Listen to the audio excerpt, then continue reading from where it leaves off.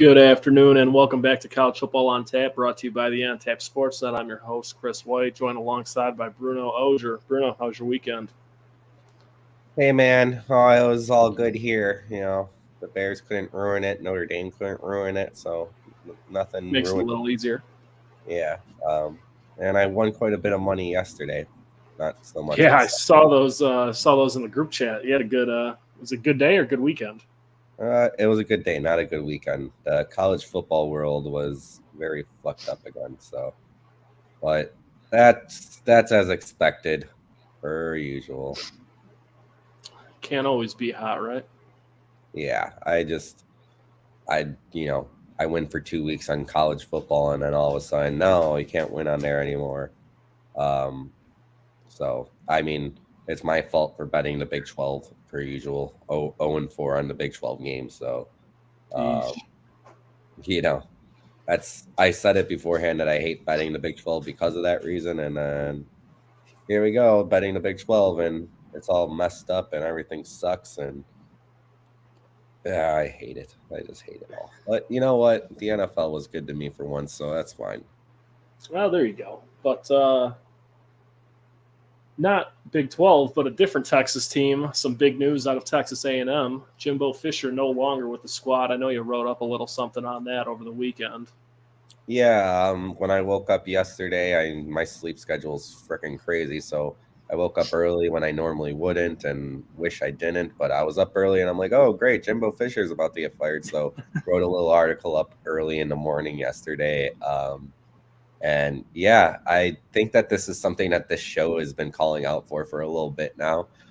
Just kind of like, oh, I love seeing Jimbo Fisher fuck it up. I know Ross is a big fan of seeing it happen, and it's been brought up many times before. So all of a sudden, he comes off a 51-10 victory, and after maybe the best performance Texas A&M has had during his time there, he gets fired the next day. So, never show out too much, I guess. Yeah, I mean, bottom line is you got to win games. That's all it is. It's strange timing, but I think we all knew it was happening. I think what do they owe him? Like 85 million or something like that. Yeah, I think the buyout's going to come to 75 million was what I read last. I don't know if that's changed over the time period from today, from yesterday morning. I haven't seen anything else on it really to know for sure, but last I saw was $75 million over to pay out for the next 8 years of his contract that he still has remaining. So the The highest Coach ever. O treatment. Yeah, it's like the highest ever buyout in the history of um, college football, because I put a little list on the thing for us to look at, and I was just like, wow, the number 3 highest one now is Charlie Weiss at Notre Dame at 18.9 million. That was the third highest buyout. The second one was Gus Malzahn at Auburn for 21.4, and yeah, it's showing on this little thing that I got. 77.6 is the total number for Jimbo Fisher's buyout. So Yes. not even close on any of these other ones. I mean, some of the other ones from the past that you'll see on there are like 12 million for Jim Mora. If you remember Jim Mora at UCLA, even North Carolina having Larry Fedora up there at 12 million. But Texas A&M has another one on the list of Kevin Sumlin at 9.9. But I mean, nothing to this substantial amount in terms of Yeah, it's a little crazy. they're paying their coach not to coach for the next 8 years of. So it had to be a $14 million 14-year contract when he signed it. Um, just I wish I could suck at my job for like 5 years and tell me to go home. Like, here, we'll pay you. Just don't be here anymore. Don't Like, try and help our players. yes, like It's like anything to David do, Justice and Moneyball. Like, just yeah, the yeah, like Yankees were playing you to play for us. move to fucking Hawaii. Don't come near here. Like, you can still live in the United States. Just live as far as possible away from us as you possibly can. Um, somebody I like I I wish that. really can't imagine anything better than that conversation.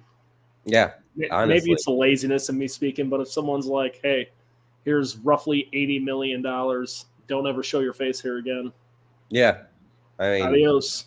shit, I'll take $8,000 not to show my face somewhere again. Like, it's just, maybe not my job, but as much as I don't want to go there every freaking day, but it's just, 8,000's a little low to retire on. yeah, I can't walk away from it. Yeah, there was some more news about Harbaugh you had mentioned coming Friday.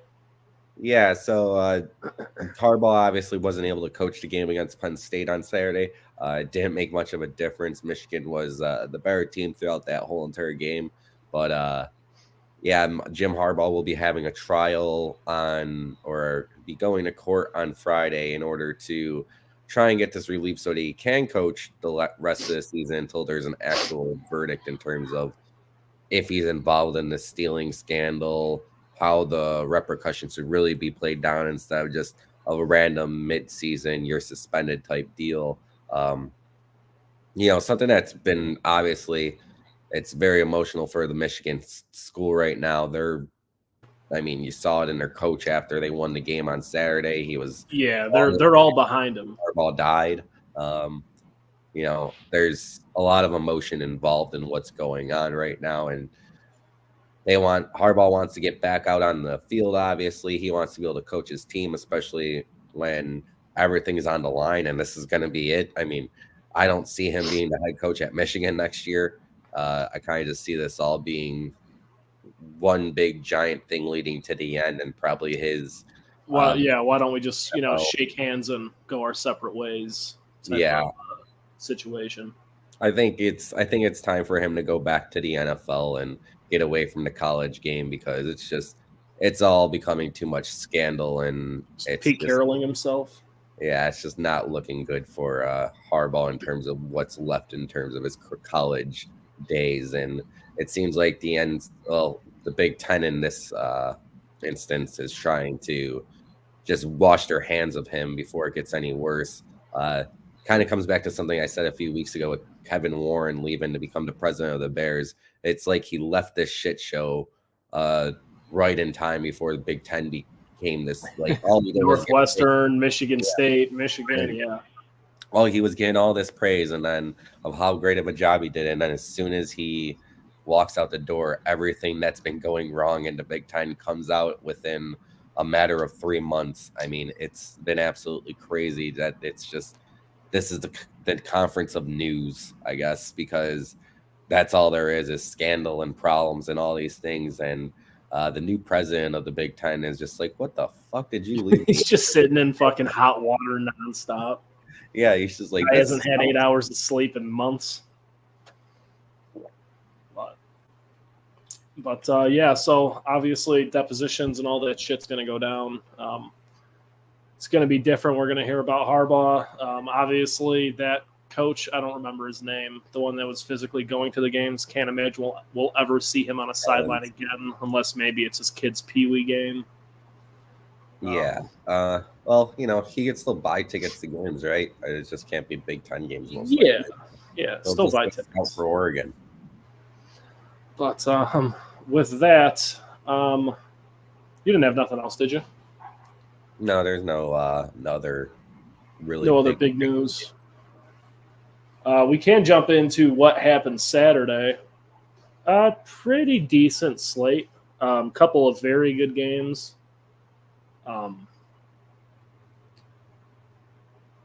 We could start with Michigan and Penn State since we're already kind of on the topic, and that being one of the 11 a.m. games. Yeah, so not really surprised with the outcome there. I know we kind of talked about it on Friday. With Harbaugh, without Harbaugh, I don't think it really matters. Penn State did a good job only giving up 24 points. Same old song and dance, though. Can't score against a legit defense. Yeah, I watched this whole entire game. It did get to the point where you're kind of just watching the two teams go back and forth on more of the defensive end of the ball. Michigan was down early with a field goal, but pretty much the whole entire story of the game was just control the clock, run the ball. Michigan only threw the ball 8 times, I think, the whole entire game with J.J. McCarthy. So his his Heisman numbers took a hit because he just did not throw the football whatsoever.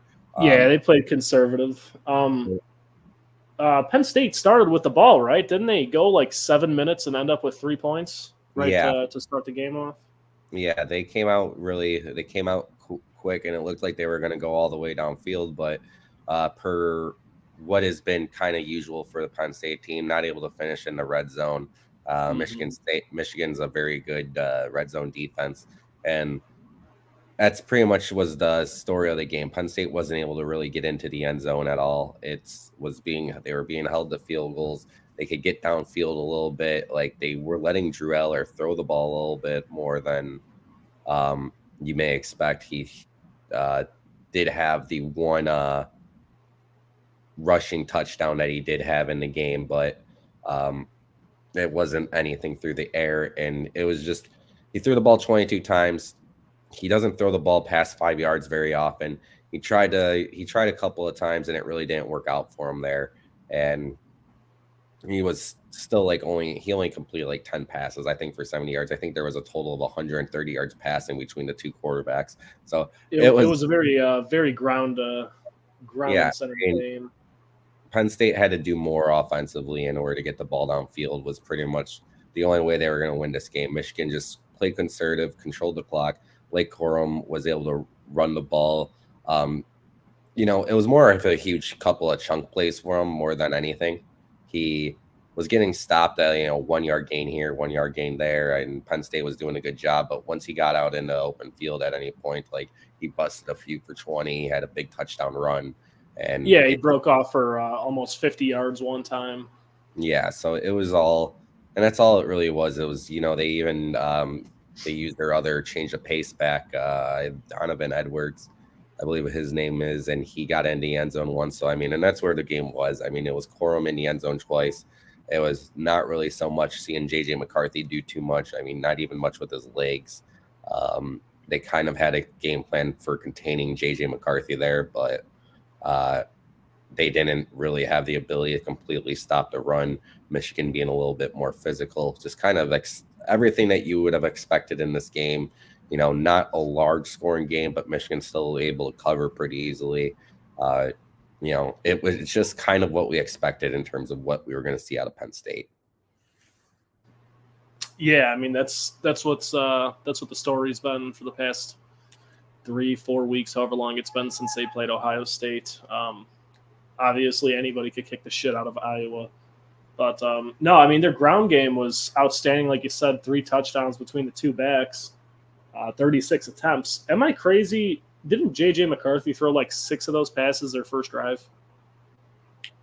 I know that it was all in the first half. He didn't attempt a pass in the second half. I couldn't tell you if it was all on the first drive or how that kind of came out. But I know that he didn't throw one single pass in the second half whatsoever. So, just it's very interesting kind of game plan there. I don't know if they were afraid to throw the ball without a Harbaugh in the room. Yeah, without him being able to give those calls down to you, maybe they just don't have the confidence. And, Penn State's obviously not UNLV or East Carolina, so. Yeah. That's all I could really take from it in terms of why it was so conservative, unless it was just literally like, well, this team's not going to score on us anyway, so who gives a shit, Other than that game, though, the Big Ten really didn't have too much going on. The other big name we're looking at for the college football playoff watch is Ohio State. They handled Michigan State with ease. I didn't 35 points or something like that. Yeah, I didn't turn that game on. I did watch Northwestern and Wisconsin quite a bit, as I've been watching Northwestern, hoping they get into a bowl game, and Northwestern very easily handled Wisconsin, kind of upsetting me a little bit, because if they would have won that game against Iowa the week before, we'd be talking about Ohio State or Michigan versus Northwestern in the Big Ten title, which, even though Northwestern would go get their ass kicked in that game, whoever the hell is going to go play those teams is going to go get their ass kicked in Iowa. Yeah, they're going to get fucked up pretty good. Iowa is shutting out Rutgers though this week, 22-0. So they put up over 20. There you go, Iowa. But We can mark down that they had 6. The score was 6-0 Iowa going into the fourth. Yeah. That game actually broke that Northwestern game from the week before's record in terms of The lowest over-under. Yeah, it was 27.5 coming in, and it went under again. So Iowa and the unders, take them. That's. Iowa plays Illinois next week. Hey, I'll be in Indiana. Maybe I could bet it. There you go. Illinois has been seemingly chippy. Maybe that game will get a little bit higher of a line going at it. Yeah, I believe Illinois ended up winning again this past week. It was tight, but they did win. They beat Indiana 48-45 in overtime. Oh yeah, okay. So very tough Indiana school there. No, Indiana's pretty bad this year too. They looked really good against a team a couple weeks ago. I can't remember who it was, but they were competing with Ohio a little shed of life in the quarter. Was it Ohio State? Yeah, it was like, oh, okay, but that's how it always ends up looking for them, unless you're Michigan. No, Ohio State, they played week 1. You're thinking Penn State. Oh, I don't know. Yeah, Penn State, sure, that's them. Who cares? They're both going to beat the shit out of them. But Big Ten West, really, it's going to be an interesting championship game. So. Yeah, no, it won't. It'll be a boring championship game. The championship game is the Michigan-Ohio State game, and we all know it. Yeah. With that, the game that really probably would have had the most shakeup in terms of the college football playoff, in terms of how close it was, Utah and Washington this week. Wild game there, despite not, I don't think anybody scored in the fourth quarter, but the first 3 quarters were interesting.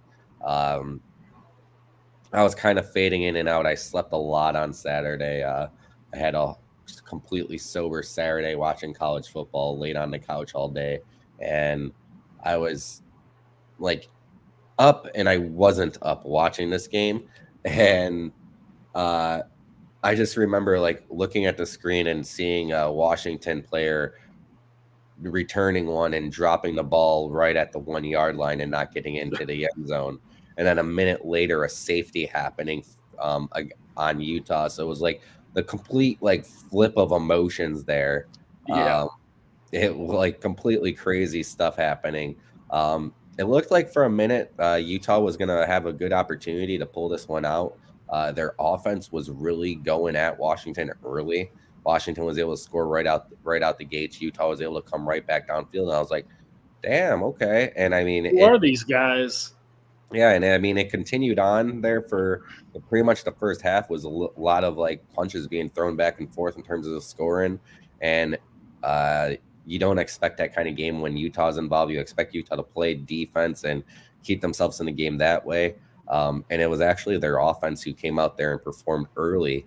What ended up being the case, though, was Utah was up going into the half, and Washington ended up, I think it was the field goal first before the touchdown, and then the safety that put them up 35-28. But yeah, they kicked a field goal to get within a point of Utah.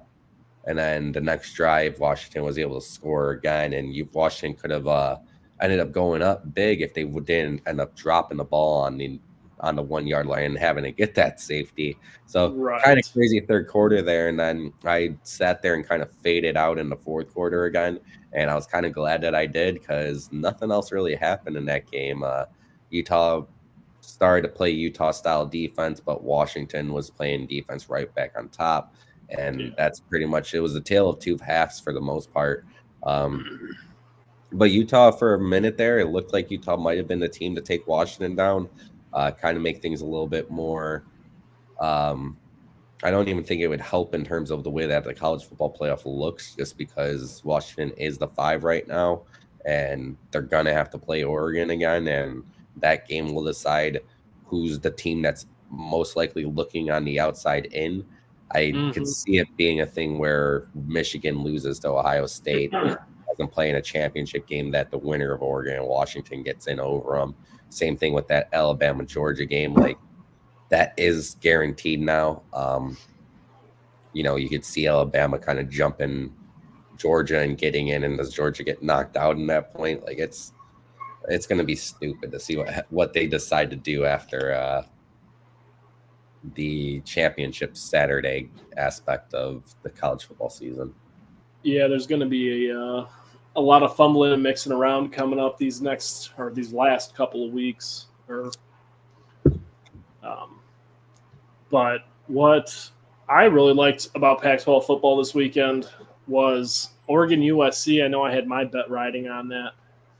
We've been very wishy-washy with Washington, no pun intended, all year. It's like, wow, these guys are amazing. Then it's like, and then it's back to amazing, and then back to meh. Oregon only putting up 36 on USC's defense is a little alarming. I was expecting a 55-49 game out there, not 36-27.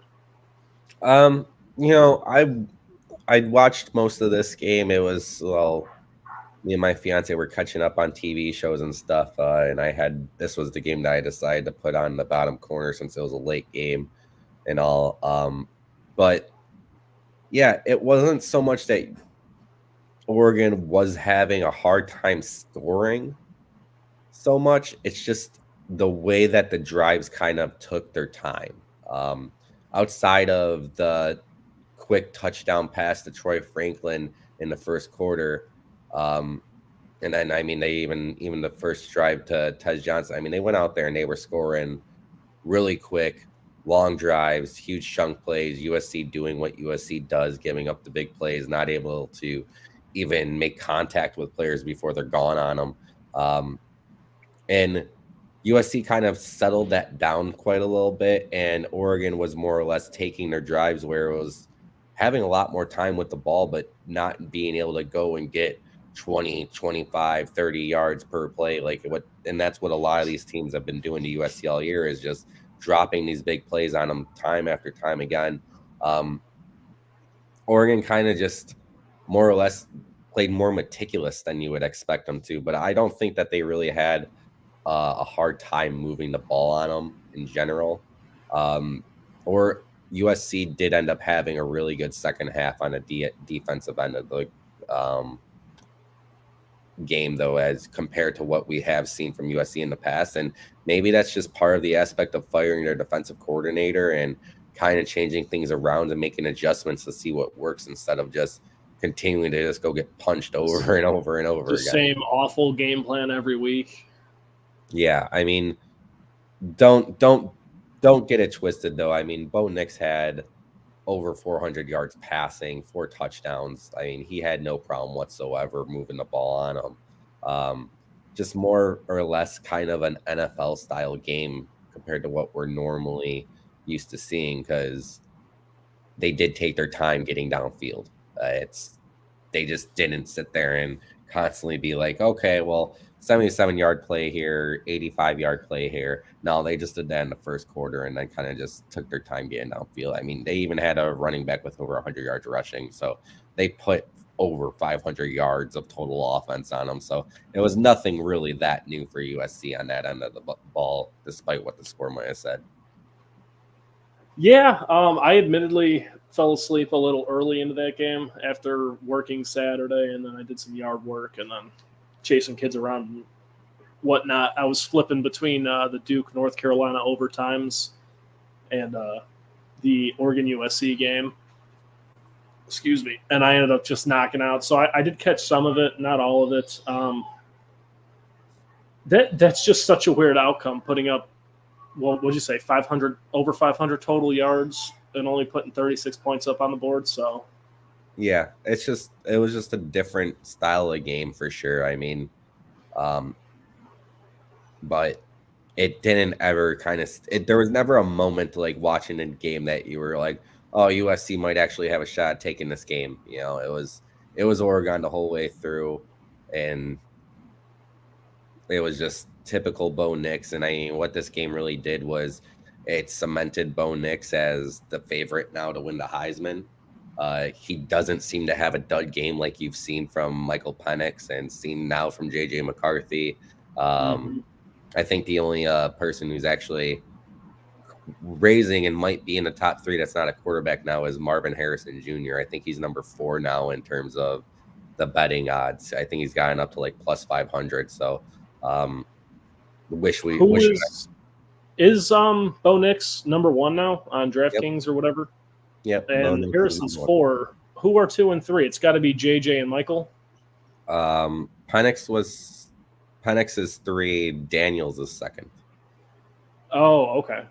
Yeah, McCarthy took a big hit. I mean, it's 60 yards, in the air. That obviously you win the game, and you played a different style for the game, but that's going to take. I don't see them putting up big numbers against Ohio State either. I mean, I could see them winning the game, but I just don't think that that's going to be the style that they're going to be playing anymore. They're going to try and play more Midwest style of football going forward. So I think McCarthy's run at the Heisman is over. Yeah, I on the other hand do not think Michigan may beat Ohio State, but that's another story for next week. That kind of wraps up Pac-12. We did bring up North Carolina Duke for a second, so if you want to swing over to the ACC, that was a game I did not see coming. Obviously, no Riley Leonard. We had talked about the possibility of Duke's second string, now starter at quarterback, not even playing. The spread was like 14, and we were kind of trying to wrap our heads around it. I believe it went into 2 overtimes, and I mean, a lot of crazy shit going on in that game. Yeah, game did end in terms of Duke scoring a touchdown and not completing a 2-point conversion in the second overtime of that game. So North Carolina, Duke had the ball first, scored a touchdown. North Carolina answered in the first overtime. Then North Carolina have to go for 2. Scored touchdown, went for 2, got it. Yeah, kind of wild back and forth game. I mean, North Carolina jumped out, I believe, to a 13-0 start in this one. Didn't look like Duke was really going to be able to compete, not having Riley Leonard in the game. Drake May looking like Drake May. Drake May's projected to be the number 2 quarterback taken out in the NFL draft this year.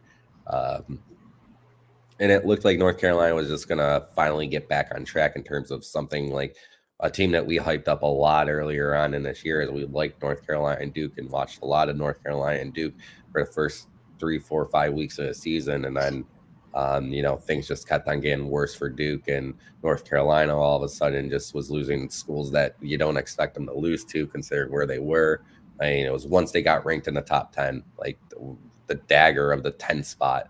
As soon as they got to that 10 spot, they went down to Virginia, I believe. And they're like, well, what the hell happened there? And blew it. Beating. So I did see Elko was one of the names as a possible replacement for Jimbo Fisher at A&M.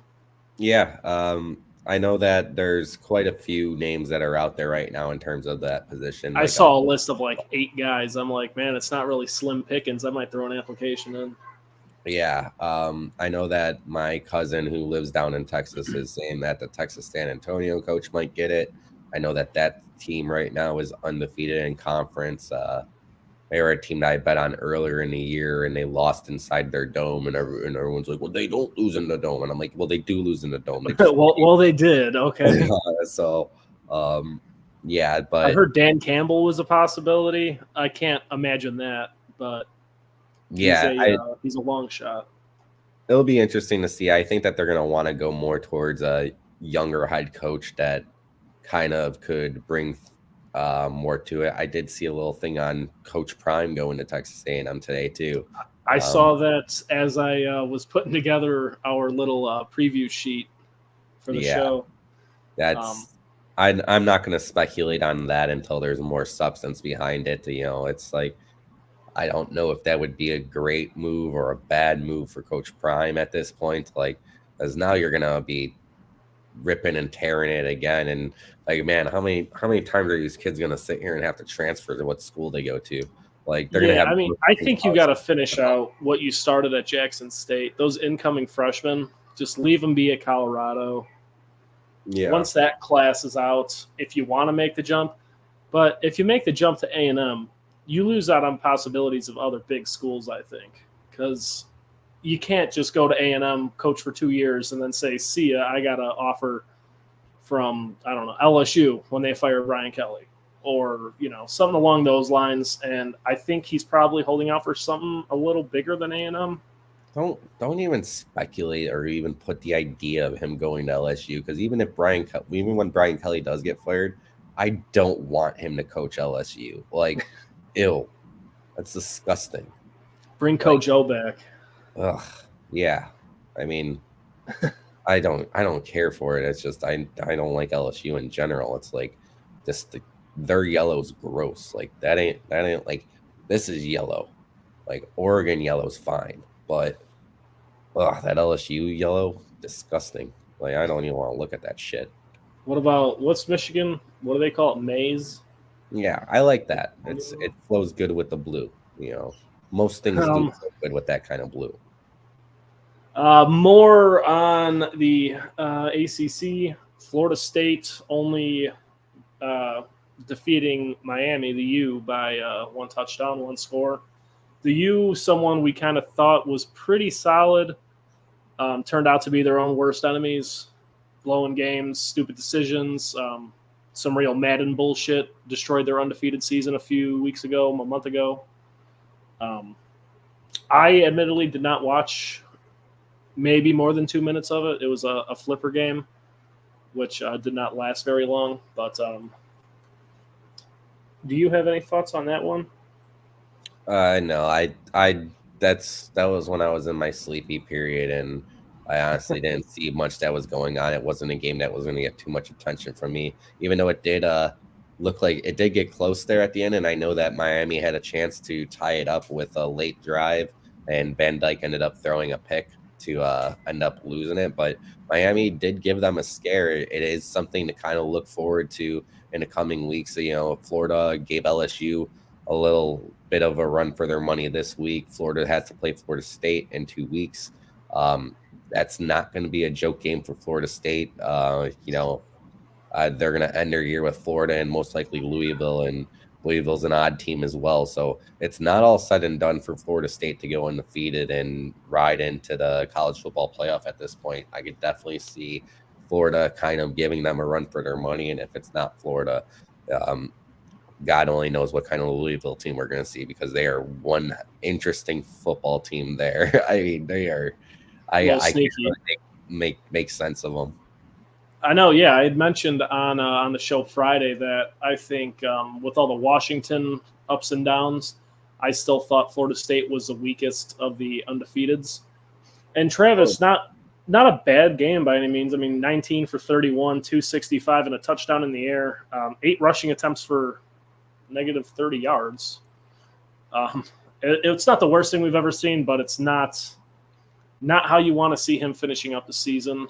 I believe he's number 5 right now in that Heisman race, and it's mainly because he's undefeated. Like my pick of Dylan Gabriel would be looking great if Oklahoma didn't lose back-to-back weeks. Lose 2 games. Game. Well, I mean, we had talked about before that Jordan Travis had similar numbers to Kyle McCord, but you have to take into account all he does with his legs, and obviously that didn't work this week.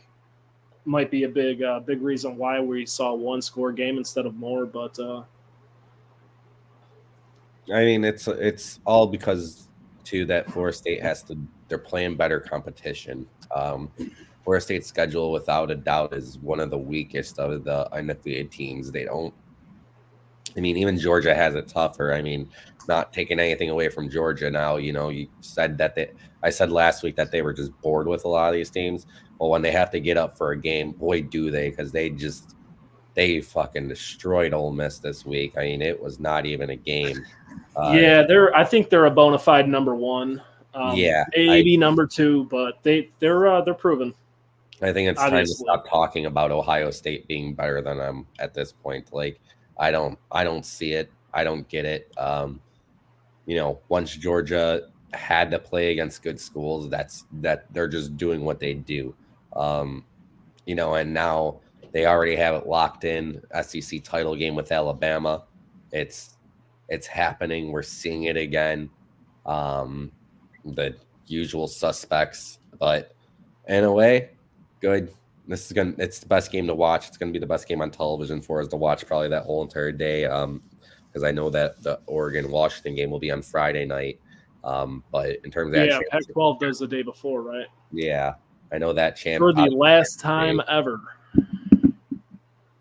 Well, I mean, there's still 2 teams in that conference, all right? They can play each other 9 times next year. It's going to be great. Play each other 10 times, go 500. I think that's all we really highlighted for ACC. I know we jumped into Georgia, talked about them and Ole Miss, so we could stick around in the Big Ten. Bama had no issue with Kentucky this weekend, 49-21. Yeah, kind of disappointing. Kentucky came out really flat. Before I could even really get into the game, I flipped and I'm like, oh, it's 21-0. I thought Kentucky would have to play for a bit. 28-7 at half.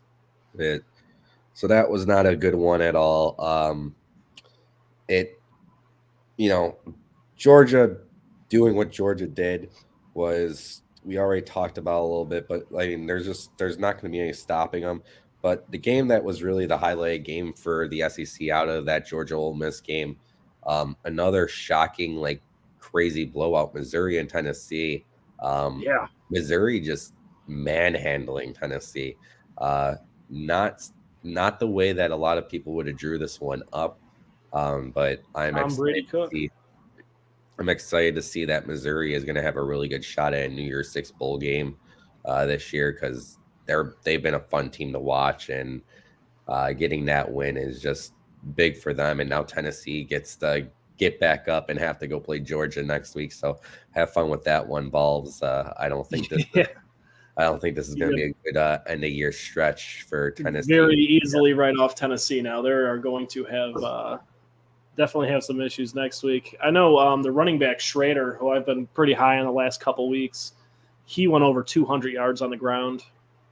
I don't know what he did. 115 more receiving. I mean, it was just outstanding game for him. My boy Tom Brady Cook looking pretty decent. Touchdown and a pick for 275. But, I mean, they obviously, being at home, you have a little bit of an edge, but they really just stomped the shit out of them. Yeah, I mean, that's just literally Missouri, honestly. It was close early. I thought that this was going to be a back and forth kind of football game, and then it was just one after another. Then from Missouri just kind of not giving up anything on defense the whole entire game, which is great for them. It's more of what the SEC is kind of used to seeing in terms of their top teams, is play that style of defense that shuts everyone down. And honestly, if it wasn't for Georgia and Alabama this year, Missouri would very well possibly be the number 2 team in all of the SEC. I know they did lose to LSU earlier in the year too, so LSU and Georgia got them, but very easily could have been the team represented the SEC East this year had it not be that Georgia is Georgia. Like, they need to be able to do like an outside thing for like how to get like champion minus Georgia. It's just give them the bye, have 4 other teams face off, give them a direct bye to the championship. Yeah, honestly, and it was all just a second half game here for Missouri too, which is kind of crazy that not really much happening for Missouri in the first half. They were up 13-7, and then the final score was 36-7, and they were trailing in this one 7-3. So just kind of goes to show, like, it's second half adjustments, good coaching. I'm sure that Missouri's head coach is another one that could be up for a huge big time job, seeing what he's been able to do with this program of late. Yeah, deservingly so. Missouri looks great. They're having a lot of fun doing it. They lost to Georgia last week. What was it, 8 or 9? I mean, they kept it pretty close, but it was by no means a blowout. Yeah, A lot of fun going on there. Is Brady Cook a senior? I don't know what he is.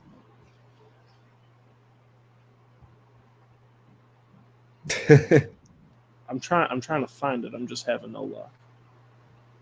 I know that there's so many names that have been up there for. He's a junior, Okay. but he could possibly be someone who's coming out. I doubt it. I mean, not. With the class this strong, I just don't know if that makes sense. Yeah, I mean, there's too many quarterbacks out there this year, but I mean, Shadir might not be coming out either. So I saw Shadur and Shiloh are going to go out together. Yeah, so I Is don't that think Dad saying no because you're not going first or second? I don't know if that's the case, but I think it's more or less that he needs them in order to kind of stabilize things for next year, because Colorado is going to be on a much bigger platform in terms of the expectations of what their program's supposed to do coming next season. Right. But that about wraps up the SEC. I know we could talk about the bane of your gambling existence for a little while. We had three pretty decent, or I wouldn't say three pretty decent. We had a few highlighted games from the Big 12. The first one I want to talk about was the absolute shock with UCF just dismantling Oklahoma State. Yeah, I mean, that's honestly, I don't understand the Big 12 conference at all. I'm not going to understand it. I said it before I even put the bets out there, was that I don't even know why I'm doing this. Nothing makes sense in this fucking conference. And sure enough, like, Oklahoma State decided to just not be existent this past week. I mean, even when like we get down on Notre Dame and they lose games that we don't think they should lose, they never get embarrassed like this. So I just don't understand how like some of these schools could literally be ranked in the top 15, play a school that's won 3 games all year, and not even put up a touchdown on them. Like, how do you come this unprepared for a football game? It just doesn't make any fucking sense to me. And everybody's like, okay, well, UCF, when they had like Mackenzie Milton a few years ago, they were a decent squad. You know, I think they were undefeated for like 2 or 3 years, and they kept saying, put us in the playoff, put us in the playoff. Yeah, and they ended up. They eventually played a big bowl game, got dismantled. But like, I don't watch UCF. I watched a little bit of a fourth quarter when they played Baylor earlier this year, and there was a really cool fourth down play. The quarterback ran about 40 yards behind the line and ended up converting. But I don't typically watch them, so I really didn't have any expectations for this game, and I just could not believe it. I mean, the quarterback, Alex Bowman, I think. Yeah. 3 interceptions, just over 50% and 225 yards in the air, and he was only sacked once. Obviously, we don't know the entire story, all the context to it, but it sounds like he had some time back there. I had it on for a second and turned it off like very quickly because Central Florida got up big quick, and I was just like, well, I don't know what's going on here, and I just didn't really care. I mean, there was a lot of games like this all week that, I mean, West Virginia, I don't understand how they were that bad against Oklahoma. Oklahoma has been very bad of late, and they just give up 8 fucking touchdowns, like no big deal. Texas is covering the whole entire way and allows TCU to get back into it and have a shot at winning it late. Like, just completely falls apart, like just playing stupid football. Kansas, their quarterback Beck got hurt. They brought in another quarterback, Ballard, and the kid actually didn't play that bad, but they didn't trust him as much with throwing the football, and it showed. And Kansas came back late on him, tied it up, and then Texas Tech had a crazy last drive with like a minute left to get downfield and kick a field goal. But it was another one where it's just like Kansas had all the opportunities in the world, and they should have covered it still, and they didn't even win it. So just honestly, like, the Big 12 conference is stupid. That's why nobody in the Big 12 is going to the college football playoff. That's why Texas and Oklahoma is leaving, because they hate playing stupid football. And that's what it is. So fuck the Big 12 and their stupid football. Agreed. But that kind of covers what I really wanted to talk about recap-wise. If you got nothing else, we could jump right into the subjective AP poll, not the college football playoff poll. So you will see other rankings around. We just go off the AP poll here. Yeah. The top 10 really not moving too much. We still have Georgia, Michigan, Ohio State, Florida State, Washington, Oregon, Texas, and Bama in the top 8. And then Louisville moving up 2 spots, cracking the top 10. Yeah, so kind of sticking with that idea of if you've lost one game, you're going to be up in that top 10. The number 2s are going to be behind that. The number 3s behind that, and so forth. And that's pretty much how it is, except for, Tulane gets like a little bit of a back seat just because of who they play for the most part all year. And honestly, Tulane does not look too good either. They barely beat Tulsa this week. I turned that game on late because I saw that Tulsa had a shot at winning. But Tulane had the ball for the final 4 or 5 minutes and just ran the clock out. But I think they won by a field goal was the final score of that one. But other than that, like if you got one loss, like you're kind of going to just flow in line. 2 lost teams will flow in line. Then the 3 lost teams come and then they'll mix in those college football New Year's 6 teams that are battling from the non-power 5s. Yeah.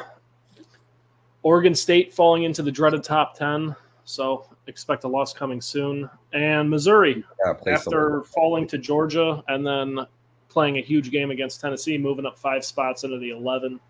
I know you love to see that. I love to see it. I'm hoping they can keep fighting their way and get a real legit bowl to play in. Wait, who was that? Missouri. Oh, yeah. I don't see how they leave them out of a New Year's 6 bowl game with the teams that are going to lose still. I mean, you expect... They still got to win a couple more games. Yeah, I'm not going to... I think they got to play Florida next week and then Arkansas. I have faith that they'll handle both those teams, especially with Florida being at home. Arkansas is going to be a road game, but... yeah, as long as something stupid doesn't happen. I mean, if they lose, obviously they won't get one. But if they win out, they deserve a New Year's 6 bowl game, and they should get it. Yeah, I completely agree with you. Both dropping 3 spots in 12 and 13. We have Penn State and Ole Miss. Penn State dropping 3 is kind of confusing when you look at them losing by 9 or 10 or 11. I forget what it was. And then Ole Miss losing by more than that. Also just 3 spots.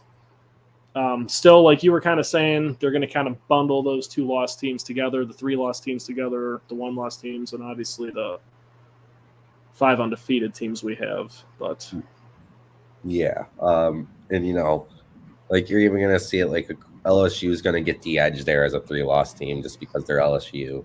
Like right, Utah's a good team. I mean, did they deserve to fall behind LSU? That's always up for debate. But I mean, I don't think any of these teams are really going to be teams that should be playing in a New Year's 6 bowl game. I mean, the ones that are there that will be in competition for that are Tulane and Liberty. I kind of hope that it's Liberty over Tulane, just because more competitive game out of Liberty. Yeah, I don't think Tulane's the same team that they were from last year or how they looked at the beginning of the season against Ole Miss. I think Tulane's in for a rough New Year's 6 bowl game if they have to play in it this year. But they do have to play UTSA in 2 weeks on that Black Friday. I love that Black Friday, all the college football. I guess we're getting an NFL game that day, but yeah, we're getting is it just one game? Yeah, I think it's like a 2:00 game or something like that. But I love Black Friday football. I'm glad that I'm actually off work on Thanksgiving so that I could enjoy the Friday in full with getting some actual sleep and not having to play around with it. Yeah, I'm off Thanksgiving, but I'm going to be working Friday and Saturday. But Friday and Saturday are going to be so dead at work that I'm just going to be watching on my phone anyways. Might bring the laptop in, throw a game on there so I could have a couple going. Arizona continuing to play well. They've obviously overcome the hump. Would they start like 1-3? They're 7-3 now, very much bowl eligible in the 19th spot. So would they beat Colorado by a touchdown? Yeah, I believe it was a one-score game. Colorado played them really tight. You know, it was kind of good to see that Colorado stick around with them and not let it get out of hand. So, and then the good, the bad, and the ugly. Notre Dame in 20.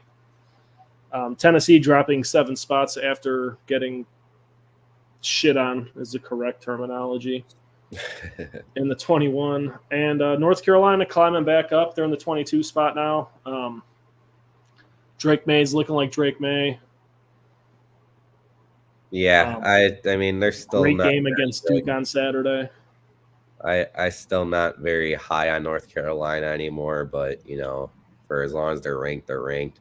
And that's why, you know, they're a 2-loss team behind LSU, behind Notre Dame. Yeah, I don't think they're quite in that conversation. I think you're absolutely right with Louisville and Florida State being the championship over there. Yeah, for sure.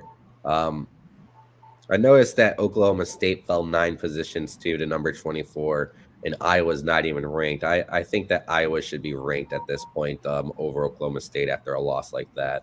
Oklahoma State Iowa missed out on the top 25 by 23 votes. That's stupid. Yeah. I think they should be ranked at this point because you know, fuck Oklahoma State and their stupid football team.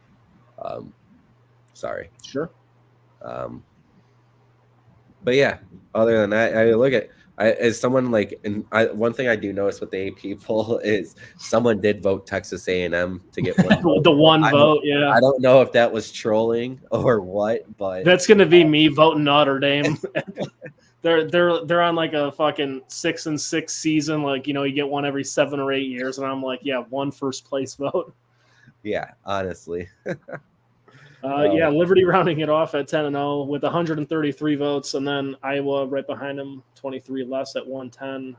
Kansas, Toledo, Fresno State, USC, UNLV, SMU, NC State, Miami of Ohio, getting one along with A&M. USC, huh?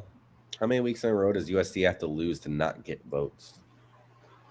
5. The answer is 5. They're still going to keep getting votes because the rest of their schedule is tough, ain't it? I think they might have. Well, they got UCLA left. That's for sure. So UCLA to finish. Yeah, I don't know who else they might have on there, but and then you know we got just UCLA. Week 13 is a bye. We got the AFC-A Division II coaches poll. The Colorado School of Mines 11-0. Fuck yeah, the Bajancy. Yeah. Oh, yeah. That is where he went. Look at that. Right? Yeah. And hey, I'm looking at the AFC-A Division III coaches. North Central School out of Naperville, Illinois, 10-0, the number 1 ranked team there. So that's cool to see. Yeah. Naperville, Northwest Chicago. Yeah. The FCS coaches poll has South Dakota State 10-0, the only undefeated team in the FCS this year. I might be lying to you, but I'm fairly certain my cousin played football at South Dakota State. Oh, well, congratulations, cousin. Yeah, it's up there in one of those. Where did Carson once go to college? Delaware? No. It was either South Dakota or South Dakota State, I'm pretty sure. Yeah, South Dakota State, I think it was. I think ask Dave when you see him today. I think either him and or his brother played there. I'll think about it. If you don't, I'm not going to lose sleep. It's all right. Okay, cool. That's all I got before we get into your gambling recap. Did you have anything else you really wanted to talk about or highlight before we get into your Big 10 slamming? Or I'm sorry, Big 12 slamming? No, I'm good. Next week we'll preview what's going on for next week, obviously. But it kind of seems like there's a clearer picture here in terms of the NCAA, and I don't think much is going to get solved until that championship weekend at this point. I'm just not seeing many upsets coming. I was kind of thinking this week might be the last week to kind of get some of those bigger ones. The only team that I would, out of the teams that have lost or haven't lost a game yet, the only one that I would really be looking at in terms of possibly losing a football game is Florida State against Florida in a couple of weeks before their title game, just because I have a weird. Is that a game like Ohio State and Michigan and UCLA, USC? Is that one that they do every year? Yeah, it's rivalry. Okay. I couldn't remember if that was like a traditional thing or if that was just coincidental. Because usually you see those in-state or big rivalries at the end of the year a lot for those bigger names in the bigger conferences. But yeah, I think they have that set up.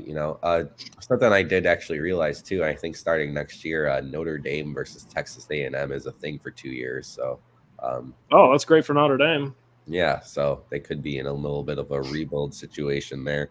But yeah, we could go into the betting. I've already mentioned the 4 losses of the Big 12 that I had. It was a terrible week in general for me. I started off the day 3-2 and then proceeded to lose 6 straight games after that. So it was pretty awful. I mean, I had Michigan, they covered and won. Kansas, already mentioned, they lost. I had Maryland, they won with a late field goal.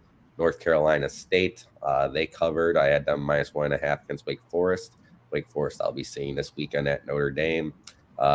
Georgia Tech, I had them +14.5. They lost by 21 to Clemson. Clemson just looked like a really good team, kind of turning the ship around there. Did you see that fake punt by Clemson? Yeah. Was that on purpose? I don't know. That looks like the punter might have saw something and he's like, I could get through that hole. Yeah. And then gets just collapsed by four dudes much bigger than him. Yeah, I had Oklahoma State. Don't even want to talk about that. Minnesota got blown out by Purdue.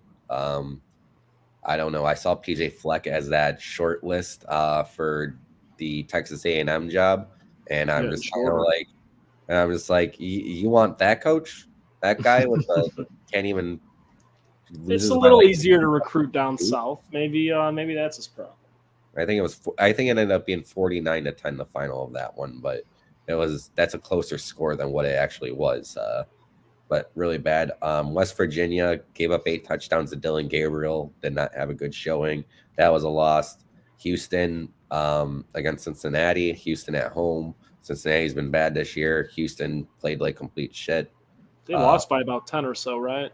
Yeah. It was 24-14, I think, the final. Texas covering the whole way until late in the fourth quarter. They decided to let TCU get in the game and almost gave up the win. And then Fresno State against San Jose State. Fresno State taking a beating. Like, San Jose State whomped them. And Fresno State's New Year's Six Bowl opportunity has gone down the tubes along with their huge loss. So 2 weeks in a row, we lose Air Force and then we lose Fresno State. It's honestly Tulane's game at this point, but doesn't Tulane have to play Boise State still? They got. Don't they finish their season at Boise State? That's Fresno State. Is it Fresno State? Am I just confused? No, they won. No, they won against Boise State last year. No, they got to play UTSA still. Is Tulane's tough game. Boise State, like they're in a different conference and everything. So I don't know. That might have been Air Force who might have to play them yet, I believe, but that doesn't matter anymore. Without divulging how much you took home on Sunday, looking at those screenshots, did you at least go positive this weekend? Oh yeah, I don't know how much you put down on these bets. Like, I'm a $10 a bet kind of guy. I know some of you guys will put 20, 30, 50 bucks on it. I am up a little over 1,300 this weekend. Oh, fuck yeah. Nice. Yeah, so not bad at all. My cover did hit with USC plus, 15.5 I got? I think they lost by 9 or so. So they stayed in the game. I know we kind of covered that a little earlier, putting up 500 plus total yards, but keeping the score low. Thank you, Bo Nix, doing me a favor. Yeah. What 9-2 now. I think I am on the year. Yeah, pretty damn solid. Only a couple more weeks of this to go. I don't know how the heck I'm gonna like. I sit there and think I don't know if I'll even put bets out there for bowl season because bowl season's so wonky now with all these guys that don't even play. It's really hard to get a grasp. But we'll think of something good to do for the bowl season right before that starts. Our schedule here might change a little bit with the bowl season because of when the games are played and all that stuff. So kind of keep a lookout for that because we only got 3 more weeks of just we got this and then we got the championship week and then we kind of know what goes on in terms of the beast or the college football playoff from there. So we're coming to an ending here, my friend, for the regular season, and then it'll be on to us looking at recruiting boards and seeing who the best recruits are. So kind of a bitter more Big Ten scandals. Yeah. Yeah, it's kind of weird, right? Like we were just talking about this over the summer, and then we did our show like right after week 0, I think, and then here we are, like on the ass end of it. Yeah, I mean, I think I missed 2 episodes this year with stuff going on that Ross filled in for. Before the end of the year, I would like to do something maybe over at Jack's, or if we just get together at your house or mine. Yeah, for sure. It'll be a good time, and maybe we'll have a day where we could have some friends come and meet us somewhere, and whoever's been watching the show and commenting could come meet us. We'll try and put something together.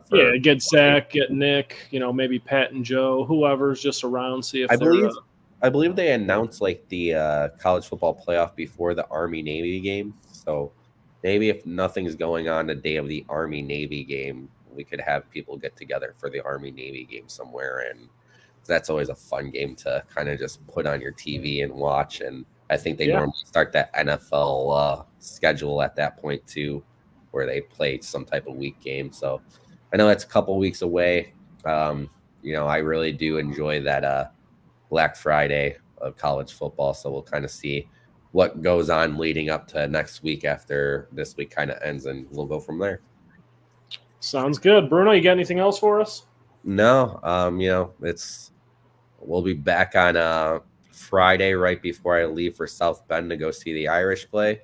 Other than that, let's all get through the work week, make money, and hopefully not work too hard. Survive 40 more hours. A little quiet in the comments today. Guys, you have any questions, comments, concerns, please let us know. We'll talk about it and get back to you. Just stop in and say hi. But if that's all you got, I'll send us out. Thank you. This has been College Football on Tap by the On Tap Sports Net. Have a good one.